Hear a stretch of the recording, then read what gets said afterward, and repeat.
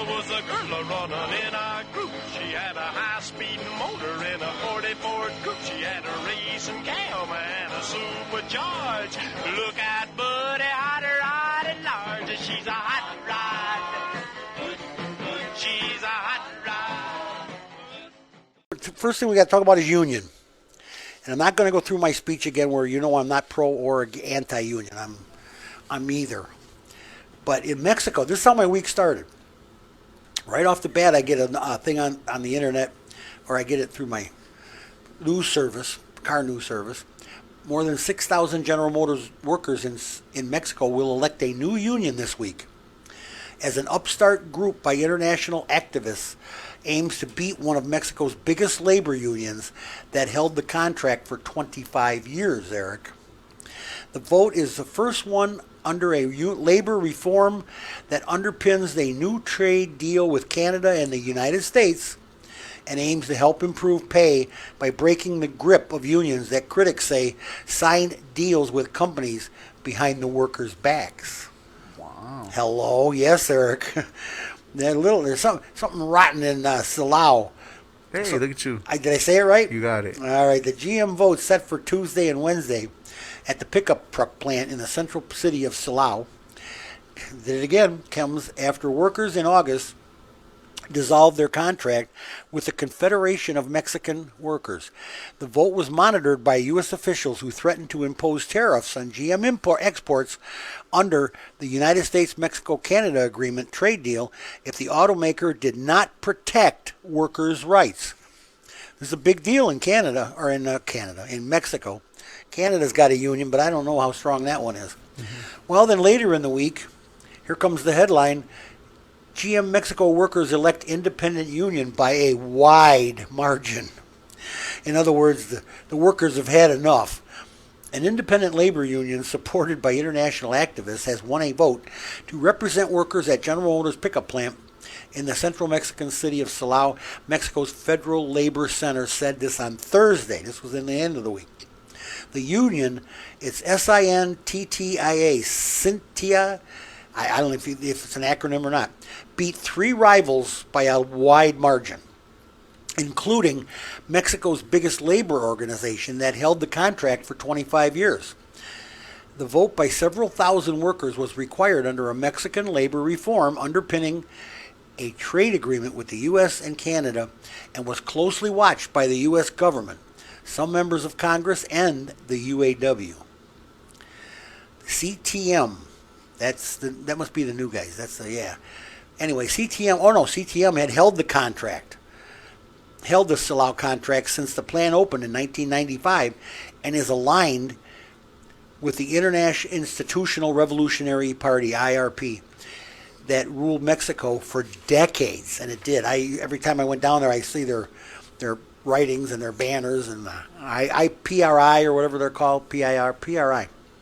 So in Mexico they threw the crooks out and got a new union. Maybe this union is straight up. Who knows? Maybe it's time for America to do that. Maybe it's time for the guys, remember the rank and file, because man, the UAW took millions of dollars, their fat cats, and stole it and bought boats and golf courses and crap, you name it. They bought a lot of stuff, big resorts. They stole millions. The fat cats from the UAW, along with some fat cats from Chrysler, Ford, they were all working. They were all in cahoots. In other words, in cahoots. And that's got to stop. That money was earmarked for training, and that's one of the things that I like about a union, is their people are trained. It's safer for them to work, and it's also better for us to get a car built by somebody that's trained to build it. Come on.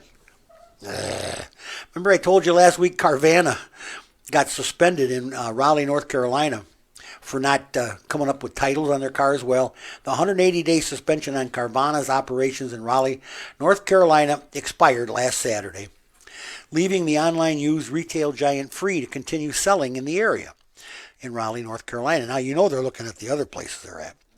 The suspension was handed down last August after a North Carolina Division of Motor Vehicles investigation found the company didn't deliver title work on time. issued out-of-state temporary tags for a vehicle sold in North Carolina and offered a vehicle for sale without a state inspection. Ooh, that's a no-no.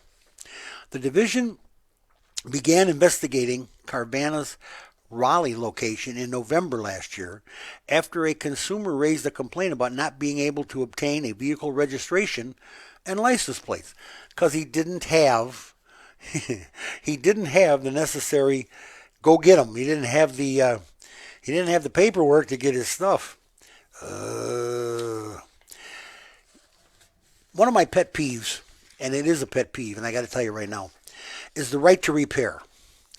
There are several takes on this right to repair legislation.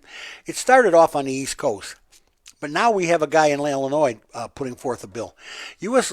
lawmakers are introducing a right to repair legislation this week to ensure consumers can get vehicles, electronic devices, and agricultural equipment serviced at independent outlets. They don't have to go back to the dealer, and this is not what the dealer wants. U.S. Representative Bobby Rush, Democrat, Illinois, said Thursday he had introduced legislation to ensure vehicle owners and independent repair shops have equal access to repair and maintenance tools as automakers and dealerships, or their dealerships.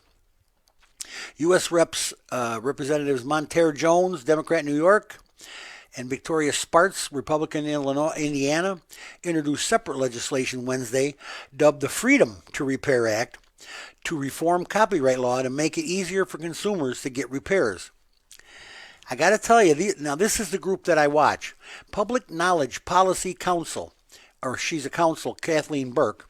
Public Knowledge Policy, PKP, said the bill would allow consumers to repair their own devices without needing to get a Copyright Office's permission every 3 years. What is the deal with that? Russia's bill would require all tools and equipment, wireless transmission of repair, and diagnostic data and access to onboard diagnostic systems needed for repairs to be made available to the independent repair industry. So everybody gets a shot at repairing. I have this thing at my shop. I had to subscribe to online services so I could redo computers, I could reprogram, I could alter things. I mean, it was just insane. And it's expensive. And we pass it on to the customer. And that's not fair either, but it is what it is. I mean, I'm not going to eat it. So this is the part you got to pay. The dealership is going to charge you for it anyway.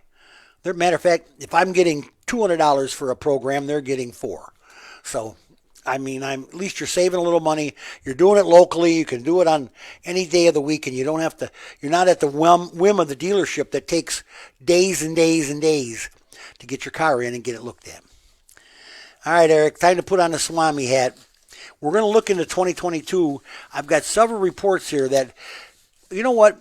Why don't I throw this all up against the wall and let's see what sticks, you and I. You okay? You, the listeners, and I. Auto loan interest rates. What is 2022 going to look like? These are the experts. Now, these are supposedly the experts. The Society of Automotive Analysts, now that sounds ominous, holds its annual Outlook conference each January to look ahead at the new year. Hasn't been really important until this year, as far as I'm concerned. This is a real important meeting. Auto loan interest rates remain very low, and we expect a modest rise in 2022 as the Fed normalizes policy. So you can see the current most recent reading, 3.84%, lower than we were at pre-pandemic, immediately before 5.71% before the pandemic. The Federal Reserve's interest rate increases tend to go in about 1-for-1 up into auto loan rates. So if you had 100 basis points of increases, which is about the market consensus, it perhaps went up a bit overnight. So auto loans will be friendly for some time. This by Elaine Buckberg, chief economist at General Motors. Another expert, so-called, inventory is driving so much of the pricing dynamic that we're seeing. This low incentives and high transaction price world, yes it is, we don't expect to see that improve until the earliest fourth quarter this year. Well, it's going to be a spring break year. 23 before inventory line finally surpasses our sales line here. So we're talking about a full 2 years to rebuild the stock. This from Tyson Jominy, Vice President, Data and Analytics at J.D. Power. Look what's happening and what happened last year with 27 launches, looking at 25 launches this year and 40 in 23 is going to put that much more of a strain on the supply chain, particularly on the semiconductor side. And that's from Joe Langley, Associate Director, North American Forecasting of the IHS market. I got to tell you, I've got a couple more yet. We're going to take a break here in a minute, but we're looking into 2022, and this will be up to you to decide if you think it's going to be really good or really bad. It's all up to you. I mean, I'm on your side one way or the other, let's face it.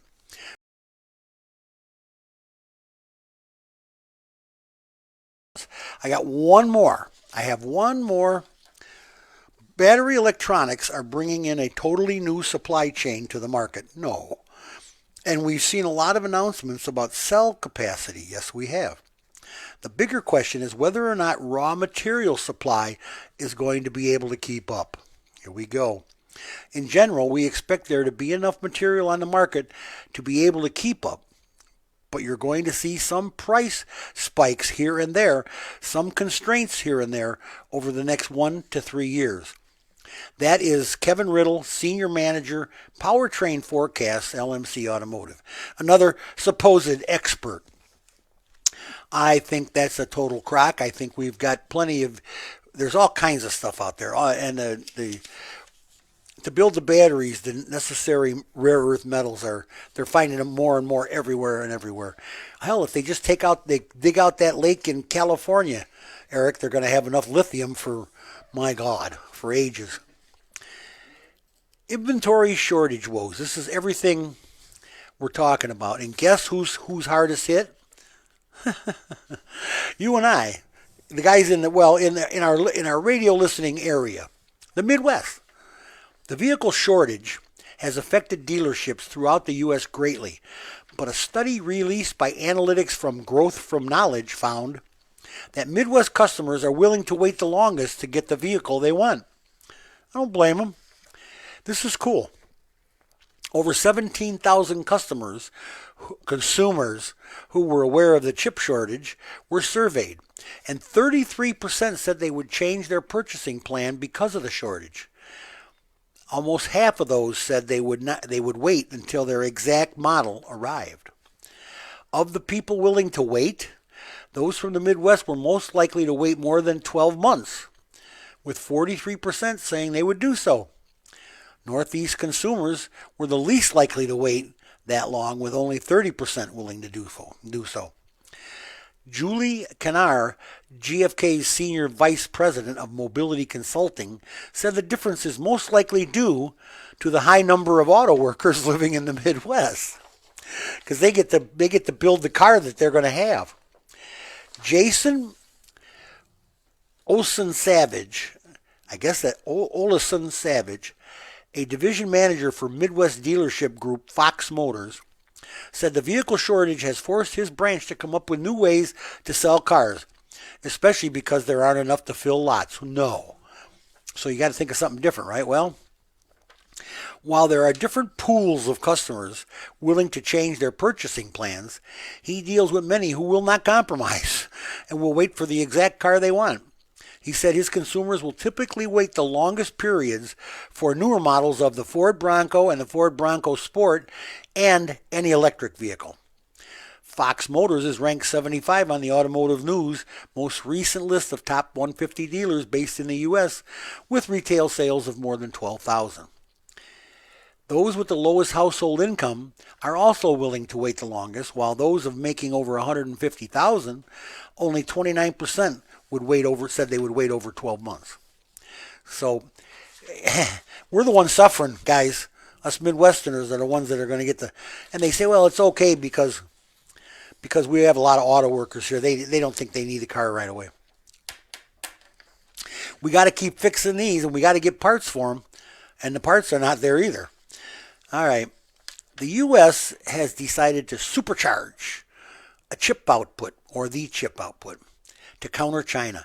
The U.S. House of Representatives passed on Friday, that's yesterday, a multi-billion-dollar bill aimed at increasing the American competitiveness with China and boosting U.S. semiconductor manufacturing. Hello. Passage set up negotiations with the Senate on a compromise version of the legislation, which must pass both chambers before it can be sent to the White House. Exactly. It absolutely has to. The House bill authorizes $300 billion for research and development, including $52 billion to subsidize semiconductor manufacturing and research into the key components used in cars and computers and other electronics. That's the big deal. The other electronics use a lot of chips too. It also has $45 billion over 6 years to ease supply chain problems that have exacerbated shortages. I don't even want to know how they're going to waste that $45 billion. That sounds like pork to me. It includes changes to the U.S. trade rules intended to offset China's market-distorting trade practices, including by strengthening anti-dumping rules.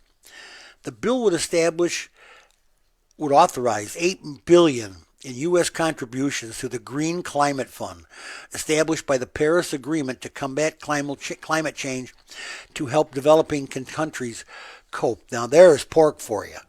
There's a waste of $8 billion.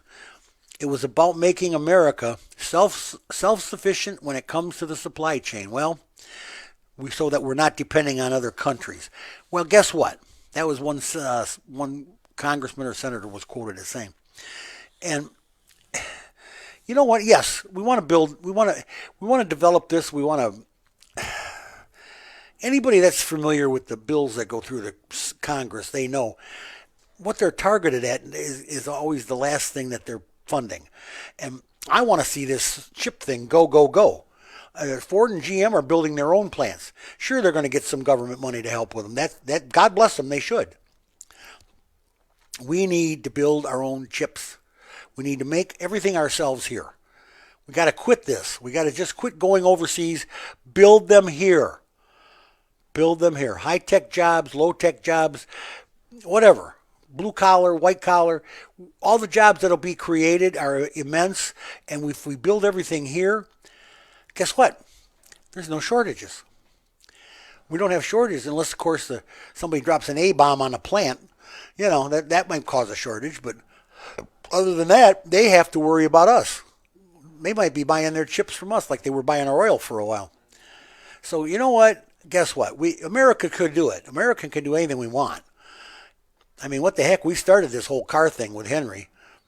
Not so much. Well, maybe not. They try to say that the guy from Benz was the leader, but you know what? Who made it happen? Henry Ford built an assembly line.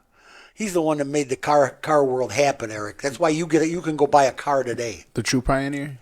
The true pioneer was Henry Ford.